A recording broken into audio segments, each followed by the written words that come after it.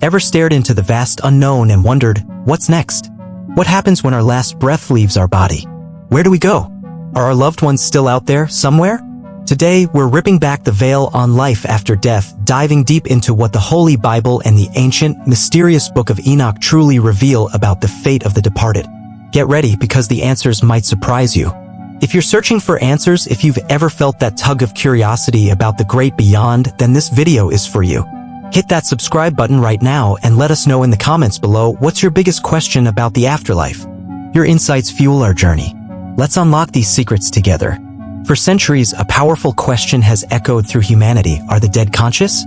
Many believe that death is the absolute end, a silent, unconscious void, citing verses like Ecclesiastes 9 verse 5 and Psalm 146. They suggest we simply cease to exist beyond our physical form. But what if those verses don't tell the whole story? What if they describe only the physical state, not the eternal destiny of the soul? The Bible, in its glorious entirety, paints a far richer picture.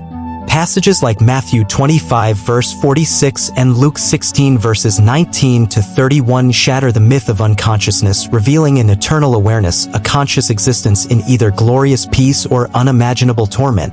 Ecclesiastes, often misinterpreted, simply describes our earthly experience.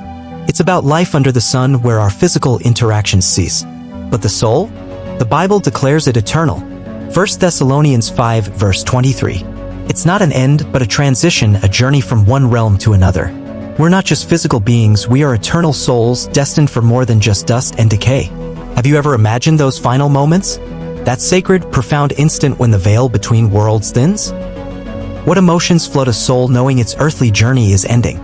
For some, it's a spiritual awakening, a profound peace settling in, the weight of the world dissolving. Questions arise: was my life meaningful? Did I fulfill my purpose? Am I ready?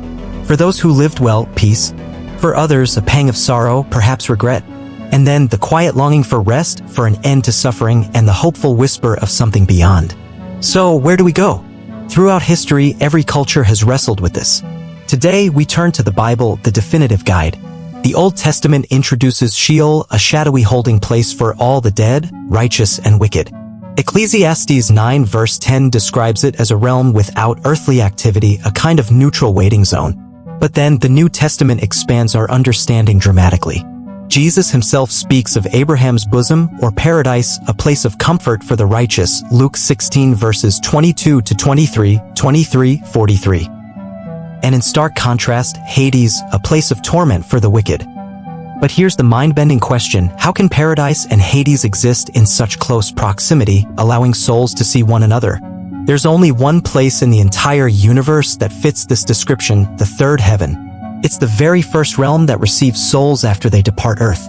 The Apostle Paul himself was caught up to this mysterious third heaven, 2 Corinthians 12 verses 2 to 4, hearing and seeing things so profound, so inexpressible, he was forbidden to speak of them. What wonders did Paul witness? To unlock Paul's mystery, we turn to an ancient, powerful text, the apocryphal Book of Enoch. Enoch, a biblical figure, was taken on an unparalleled celestial journey through the very heavens of God. And in the third heaven, Enoch saw what Paul was restricted from revealing. He witnessed both heaven and hell coexisting, just as Jesus described in Luke 16. Listen to Enoch's own words from Enoch 8, 9, and 10, "And those men took me then and led me up onto the third heaven. I looked downwards and saw the produce of these places, such as has never been known for goodness, all the sweet flowering trees, the tree of life, of ineffable goodness and fragrance, adorned more than every existing thing. Paradise is between corrupt and incorruptibility. Two springs come out which send forth honey and milk, and their springs send forth oil and wine. This divine sanctuary," Enoch says, "is prepared for the righteous who endure all manner of offense, who walk without fault before the face of the Lord and serve him alone. A place of eternal inheritance, unimaginable beauty, and profound peace." But then Enoch reveals the stark contrast. "And those two men led me up onto the northern side and showed me there a very terrible place, all manner of tortures, cruel darkness and unilluminated gloom, murky fire constantly flaming, a fiery river coming forth. Everywhere fire, and everywhere there is frost and ice, thirst and shivering, while the bonds are very cruel and the angels fearful and merciless. This horrifying realm, Enoch declares, is prepared for those who dishonor God, who on earth practice sin against nature, who boast of their wicked deeds, stealing, lies, calumnies, envy, rancor, fornication, murder, who knew not their Creator and bowed to the soulless and lifeless gods. For these, an eternal inheritance of torment. So, from Enoch's incredible account, we see where the souls of the dead truly reside. This aligns perfectly with Revelation 20 verses 12 to 13, which describes a future resurrection and final judgment where all souls in the third heaven are summoned before God's throne. After this ultimate judgment, believers are promised eternal life in a new heaven and new earth, Revelation 21 verses 1 to 4, while the wicked face eternal separation from God. So, what are dead people doing right now? According to the Bible and supported by the Book of Enoch, the righteous dead are in a state of profound peace and comfort, awaiting their glorious resurrection and eternal life with God. The wicked, however, are in a state of separation and torment, awaiting their eternal judgment. Humanity's quest to understand the afterlife is a testament to our deep longing for connection and meaning beyond this fleeting life. I hope this profound exploration has opened your eyes to the fascinating truth of the afterlife. If you found this video insightful, please give it a thumbs up, share your deepest thoughts and questions in the comments below. Let's keep this conversation going.